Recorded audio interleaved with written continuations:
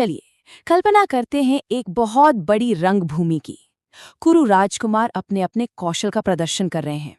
अर्जुन का धनुष तो जैसे आग उगल रहा है और वहां मौजूद हर एक इंसान हैरान है। लेकिन उसी भीड़ में किसी की आंखें ईर्ष्या से जल रही हैं और वो है दुर्योधन की। और ठीक तभी एक ऐसी गर्जना होती है जो माहौल को एकदम शांत कर देती है। रंगभूमि के दरवाजे से एक युवक अंदर आता है, जिसका तेज बिल्कुल सूर्य की तरह है। उसने जन्म से मिले कवच और कुंडल पहने हुए हैं और उसकी आंखों में आत्मविश्वास की एक अलग ही चमक है।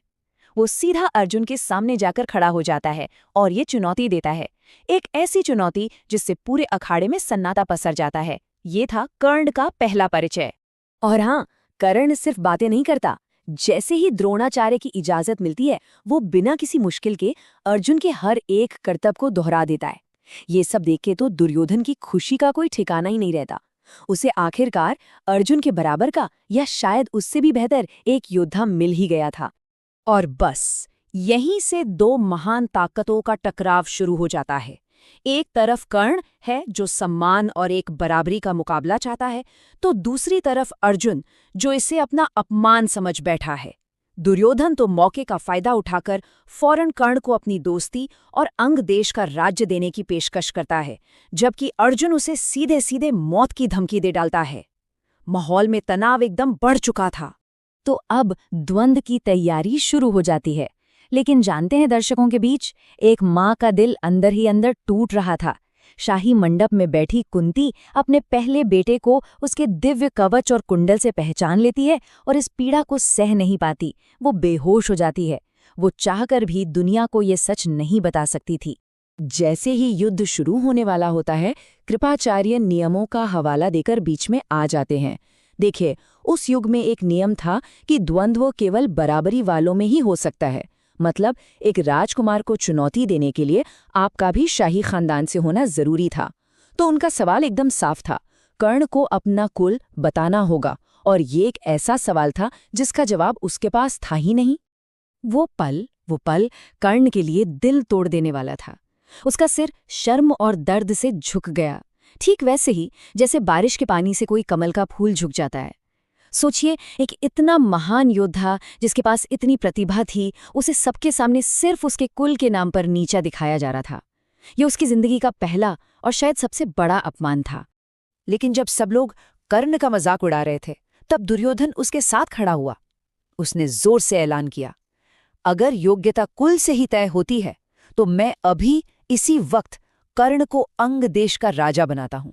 और उसने वहीं पर कर्ण का राज्याभिषेक कर दिया। ये एक ऐसी दोस्ती की शुरुआत थी जो मिसाल बनने वाली थी। लेकिन कहानी में एक और मोड़ आता है। तभी कर्ण को पालने वाले उसके पिता सारथी अधिरथ अपनी लाठी टेकते हुए वहां पहुंचते हैं। अंग देश का नया नया राजा बना कर्ण एक पल भी नहीं सोचता और सीधा उनके पैरों में झुक जाता है। पिता की खुशी के आंसू और बेटे के राज्याभिषेक का पानी एक हो जाते हैं। लेकिन इसी भावुक पल में कर्ण की असलियत भी सबके सामने आ जाती है। भीम का ये क्रूर ताना कर्ण के दिल में किसी तीर की तरह लगता है। उसे उसकी वीरता के लिए नहीं, बल्कि उसके जन्म की वजह से एक बार फिर अपमानित किया गया। कर्ण के होठ कांपते रह जाते हैं, लेकिन वो कुछ बोलता नहीं, बस चुपचाप डूबते हुए सूरज को देखता रहता है, शायद अपनी किस्मत को कोस रहा था। एक बार फिर सिर्फ दुर्योधन ही था जो कर्ण के सम्मान के लिए खड़ा हुआ। उसने कहा कि वीरों का जन्म नहीं, उनकी वीरता देखी जानी चाहिए। और ये बात कर्ण के दिल में हमेशा के लिए घर कर गई। बस इसी पल कर्ण ने दुर्योधन के प्रति कभी न टूटने वाली वफादारी की कसम खा ली। एक ऐसी वफादारी जो उसके आखिरी सांस तक उसके साथ रही। देखिए, कर्ण की कहानी सिर्फ सामाजिक अपमान की नहीं है। उसकी किस्मत पर तो छल और श्रापों का भी बहुत भारी बोझ था। एक ऐसा बोझ जिसने उसके भविष्य का फैसला बहुत पहले ही कर दिया था। सबसे पहले देवराज इंद्र ने एक ब्राह्मण का भेष बनाया और कर्ण से उसका वो अभेद्य कवच ही दान में मांग लिया। वो जानते थे कि इसके बिना कर्ण असुरक्षित हो जाएगा। लेकिन कर्ण तो महादानी था, उसने अपनी त्वचा से वो कवच उतारकर दे दिया। फिर उसके गुरु परशुराम ने उसे श्राप दिया कि जब उसे सबसे ज्यादा जरूरत होगी, ठीक उसी निर्णायक पल में वो ब्रह्मास्त्र चलाने का मंत्र भूल जाएगा। तो अब हम पहुंचते हैं कहानी के अंत में, कुरुक्षेत्र के मैदान में। कर्ण अब कौरव सेना का सेनापति है। वो अपने दोस्त दुर्योधन का कर्ज चुकाने के लिए तैयार है। वो पूरी ताकत और वीरता से लड़ रहा है, लेकिन किस्मत ने तो उसके लिए कुछ और ही सोच रखा था। उसकी जिंदगी के आखिरी पल एक के बाद एक त्रासदी की तरह सामने आते हैं। सबसे पहले उसके रथ का पहिया जमीन में धंस जाता है।